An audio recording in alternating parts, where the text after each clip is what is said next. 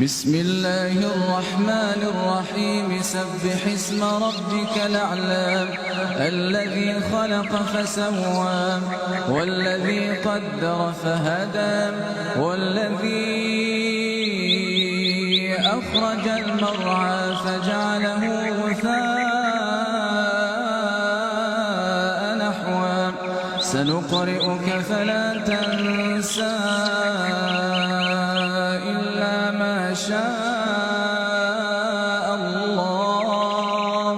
إنه يعلم الجهر وما يخفى ونيسرك لليسرى فذكر إن نفعت الذكرى سيذكر من يخشى ويتجنبها الأشقى الذي يصلى النار الكبرى ثم لا يموت فيها ولا يحيا قد أفلح من تزكى وذكر اسم ربه فصلى بل تؤثرون الحياة الدنيا والآخرة خير وأبقى إن هذا لفي الصحف الأولى